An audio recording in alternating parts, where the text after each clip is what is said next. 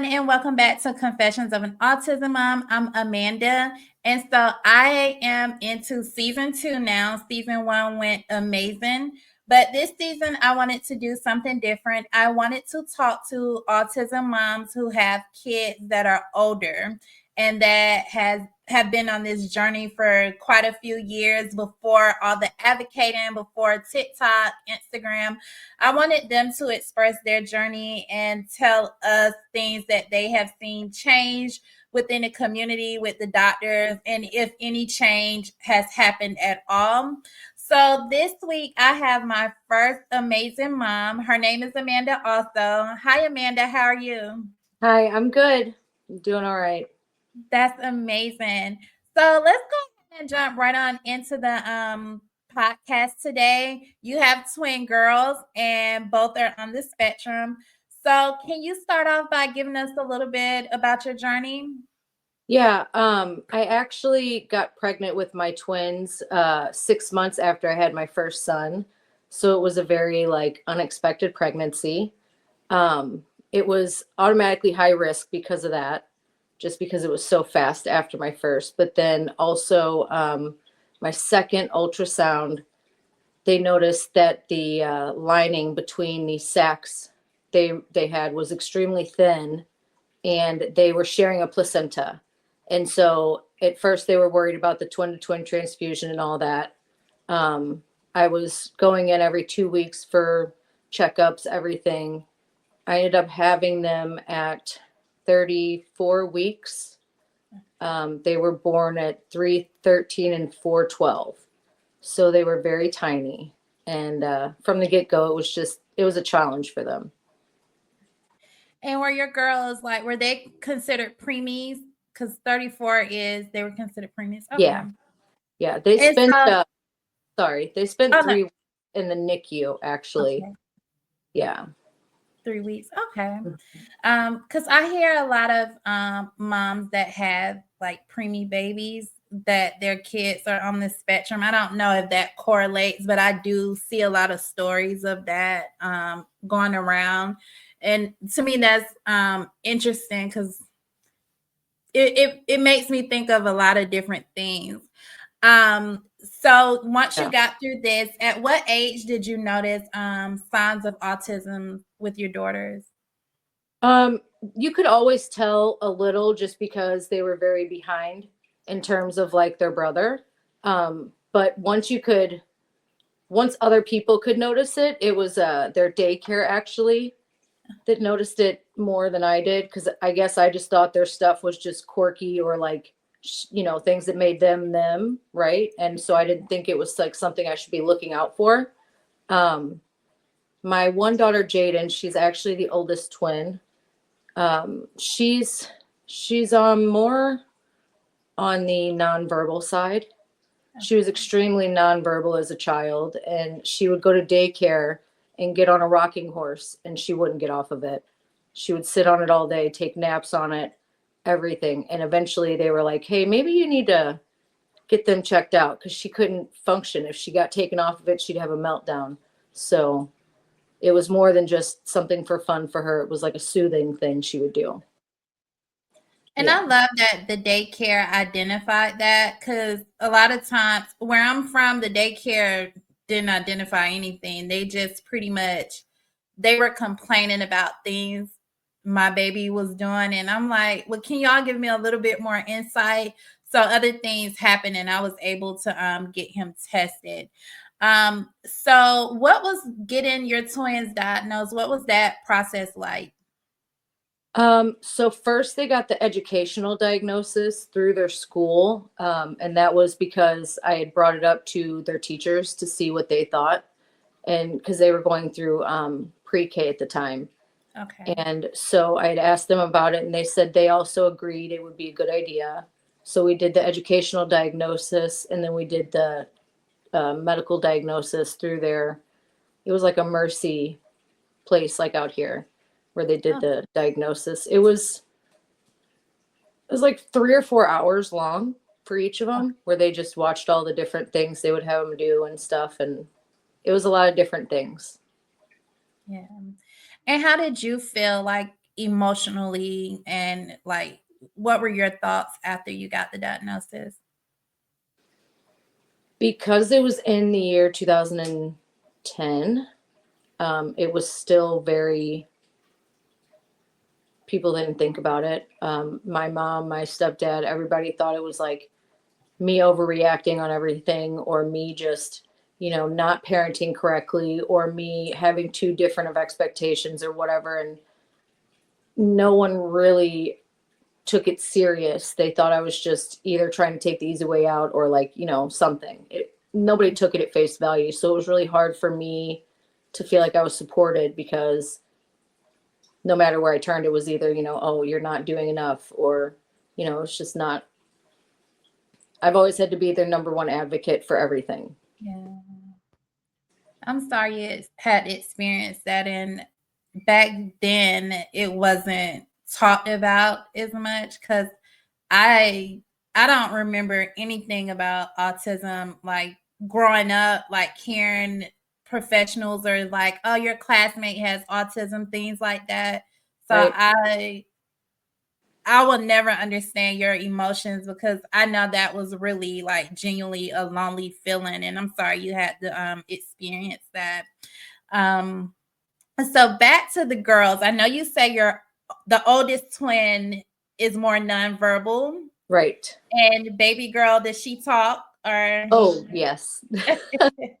Yeah. If anybody tries to tell them apart, they say, oh, Jordan's the one that talks all the time, because okay. she loves to share information, and she'll tell you everything about everybody. Oh. And what is the personality difference between both girls? Because I Um, know it's probably a bit different. yeah, it's kind of similar a little, just because they're both into a lot of the same things. But then Jaden is much more, she's always like, it's almost like she lives in her own world, and she's not really present here because she's in her head all the time. Which is not a bad thing. She has fun, but it's awkward when we're in public, because other people don't know how to see that and not react to it. But then Jordan, she's very like outgoing, to the point where people get, put off by it, because it's like, it's not something people expect.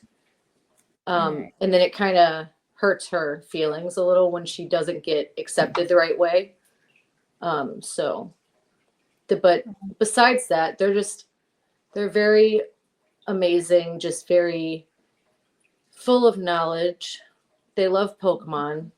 They'll tell you all about Pokemon, dinosaurs, all kinds of stuff. I love that. And how do the girls like get along together? Like, do they, because twins have this thing where they're like super close. Are they like really close? Or is it kind of different since Jaden is like kind of nonverbal and then Jordan is like talkative? Yeah, so they used to love being around each other when they were little, because they were each other's built-in best friend. But now that they're in middle school and they have different set of friends, and Jordan gets a little embarrassed by Jaden, because there was one time Jaden was in the lunchroom at her school, and she was drinking out of a ranch bottle in the lunchroom, because she just wanted to eat some ranch apparently. And now the lunch people give her their own personal cup of ranch for her to have. Oh, that's so But like, sweet. I love that. Jordan was embarrassed, and she was like, oh my Uh-huh. gosh, like we look alike. And so she tries to get her hair cut different, so she can be, if they're from behind, you can't tell, or you can tell a difference. Uh-huh. That Yeah. is amazing. I love it. What are some of the biggest misconceptions people have raising twins that on the spectrum? The biggest thing that I run into consistently is people being too afraid to even come around, or to even take it on by themselves, because they just don't know enough, or they just don't care enough to realize it's not scary. It's just something different. Yeah, that is rough. I think that's for all of us, like not knowing others not knowing. So your support system, I know earlier you mentioned how you didn't feel like you had enough support. How is that now with all of the information about autism coming out, more people advocating? I'm sure you advocate a lot. How has your support system changed, like for the better or worse? Yeah, it's definitely been better. Right now, like with their school, we have the IEPs, and so we get help through that. And we're about to be moving into high school for them this upcoming, the end of this year. So we're going to have to look into more resources for Okay. that because they don't have like built-in special needs classrooms in the high schools here like they do in the middle school and the elementary. So that's going to be our next adventure. But Okay. yeah, I feel like we have a lot more help now than we used to have. Yeah. So within the autism community, because like you say, when you got the diagnosis back in 2010, correct? Yeah. How has it 2025? What's the biggest difference that you have seen as far as like the community support? Oh, it's a lot more people just accept it. It's not as unknown of a thing. It's a lot more out in the open and I feel like it makes it to where it's a lot easier for people to look for information. It's not so hard to find out stuff. So, and with, I know you say your girls have an IEP. Originally, when you got the diagnosis, did they have like IEPs in elementary school and things like that? Yes, They and did. we used a lot of the I don't know what the word would be for it, accommodations. We Uh-huh. used a lot of those for that. Like Jaden, when she was very young, like kindergarten through like third grade, she had a lot of issues walking through the hallway because it was tiles, but it was different colors. Uh-huh. And in her brain, she couldn't hit certain colors. She had to hop and she couldn't do it in a timely fashion. And so it would make her really late to class. And so she would have to, like, it was written into her IEP that she would have to have somebody help her walk through the hallway properly before class was out so she could get it done in time. Yeah. And those small things are so important because, and I'm glad you brought that up because I hear a lot of people say, like, which I hate, oh, they don't look autistic or it's silent.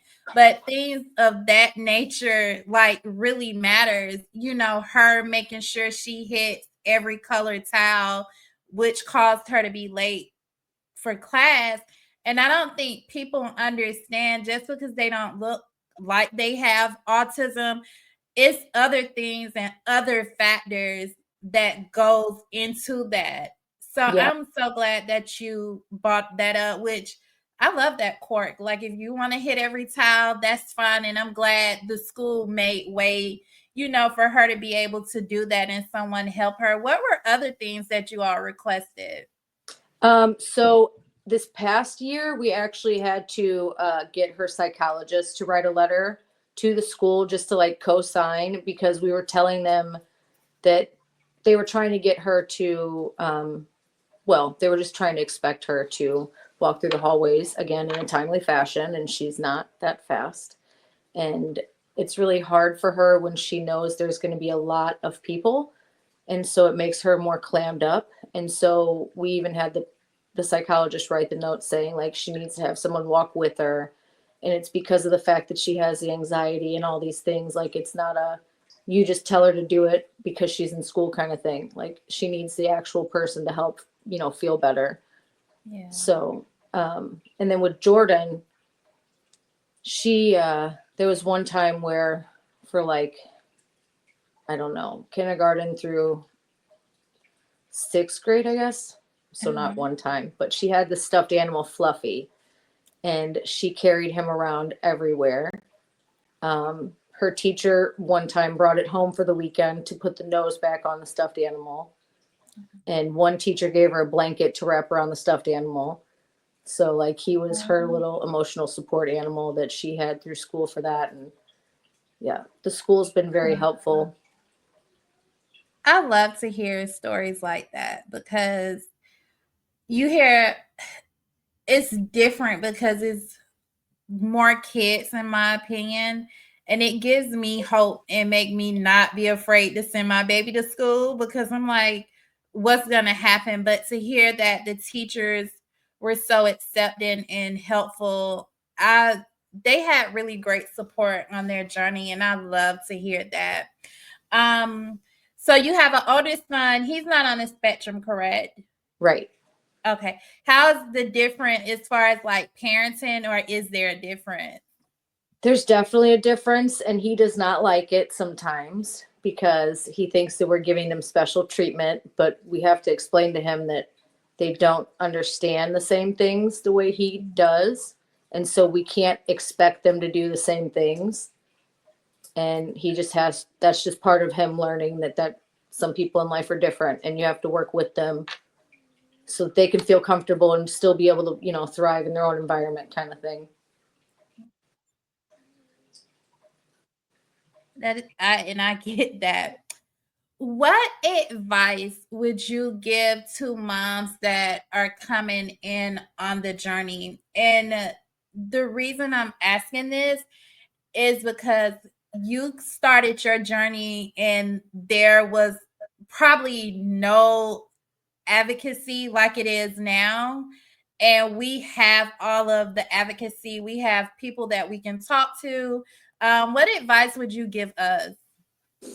Uh, the same advice that I give everybody for any kids, even if they're not special needs, is just always do what you feel like you're supposed to do and not what everyone else around you is telling you they should do or what they think is best.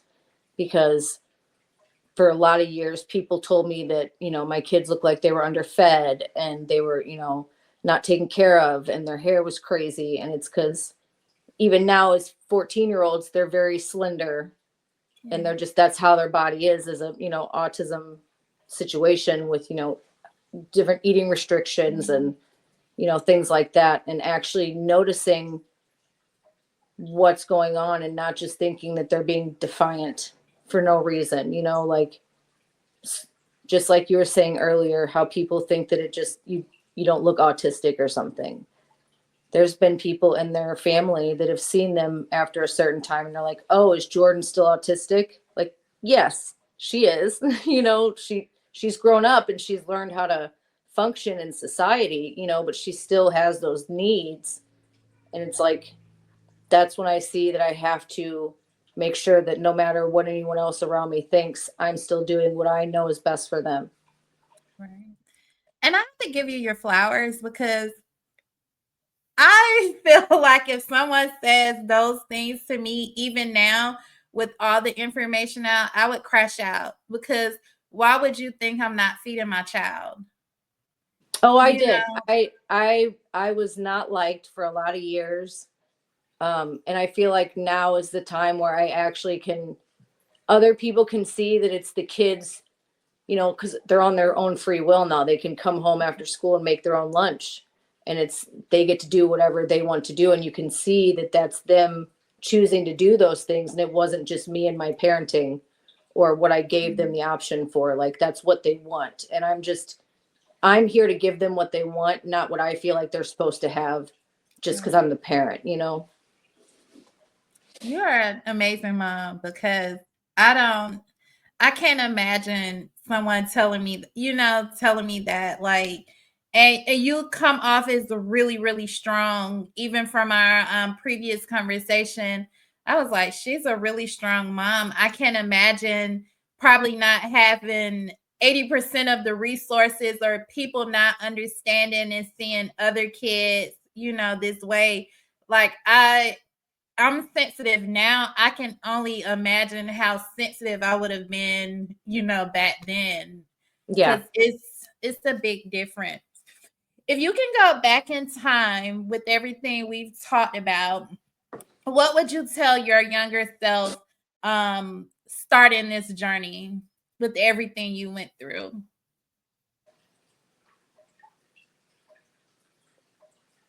I think that I would just say to trust myself. because that was the thing that I lacked for a lot of years. So, goodness. Okay. Yeah. You're amazing. It is It's okay. it's been a rough road, and Yeah. so I'm just really excited to know that I'm in the place that I'm at now, and that I have kids that have thrived. And Yeah. I even brought some of their artwork up because they're really good artists. Let us see. So Jordan, she likes doing like paper and pencil kind of things. Okay. And so she drew this. Oh, that's amazing. And she likes drawing people. Okay. And yeah, they're really freaking awesome. And Jordan is the baby girl. She's the younger one, but she's Younger taller, twin. but she's taller, and she's always been a little bit bigger. Okay. Yeah, and so this one's another one that she drew. Oh, she is a great artist. And then Jaden, she's again much more animated. Man. So she likes drawing cartoon characters. I love it. And I have one on her iPad because she likes drawing digital art. Okay, I remember you told me that. Yeah, and so this is one of them that she made. That's amazing. That reminds me of, what is that? The Van Gogh. Yes. Yes. Did she see that? Yes, I have it tattooed on my arm. Okay. And that's where she gets it from. They get their art from me. Uh-huh. They all love it. I have a lot of tattoos, but Okay. I like so that. Yeah, and so they like my other daughter Jordan, she has a Van Gogh shirt, like a Starry Night shirt now. Uh-huh. And so yeah, they have been inspired by their mom. And I know that's a great feeling, because it's like people don't realize, like, they observe and they know who's for them, and they have taken a part of you. And I know that makes you happy. Like, you like art and they have taken on art. That is amazing. Do they do like any art shows or anything like within the schools? They've been like, some of their artwork for art class has been shown throughout the school. Okay. But right now, Jordan, she actually does band as well. And Okay. she's playing the alto saxophone, which again was something I played for 1 year in elementary school. I played the tenor sax, and so she tried out the different version of the saxophone than I did. I love that, because a lot of people think that our kids can't do different things. And I'll be completely honest, when I first got the diagnosis and the things that I read about autism, I was like, everything I wanted to do, he's not going to be able to do, but you have shown me differently. So I love that for the girls. Yes, they have proved me, like, not wrong, because I knew that they could do things, but Yeah. they've shown me that they are much more than what people think that they are, for sure. And that is our goal as moms. And I like to tell people, like, nobody is glamorizing autism, because the journey is really hard. But when our kids do certain things, we're actually proud, because there are people telling us that they're not going to be able to do certain things. So I know for sure that you're proud, because you've seen the progress and it shows. So yeah, I love that for the girls. What is your confession as an autism mom? I don't even know if I have one, because I'm so outspoken with everything that it's like I just stopped caring what other people think and just doing what I need to do, and knowing that crazy and weird is awesome. So I'm trying to embrace that in life. Yes. And so if you can you send me those pictures? I would like to put them on my page along when I introduce you. But can you share with everyone where they can find you on social media, and I'll also add it to the description? Yes. So right now I only have TikTok. But eventually I'll turn the other one back on. Here, I'll pull it up really fast so I can Okay. see. Folks, oh, that's a video. So it is. It's at a weir WEIR 0923. Perfect. And you all, I will put that in the description for you all so you all can follow Amanda and also see the amazing things that her girls are accomplishing. Amanda, I want to thank you so much for coming on here and sharing your journey. I also just want to give you like hella kudos for Thank you. being an amazing mom because you came from a period of autism not being talked about to wherever you go, we're hearing about autism. And I can't imagine anything that you went through, but to see how powerful you are and how your girls are accomplishing and hitting goals in life, I love to hear it. And thank you for sharing that with us. Thank you for giving me the time and the place to do that because it's awesome to be able to finally like share things. It's great. I Oh, love it. thank you. Oh, thank you. And thank you for giving me this chance to share your story. So you all, I will put Amanda's information in the description. And also I'm going to put some of their pictures up at the end of the video, but also on my Instagram page.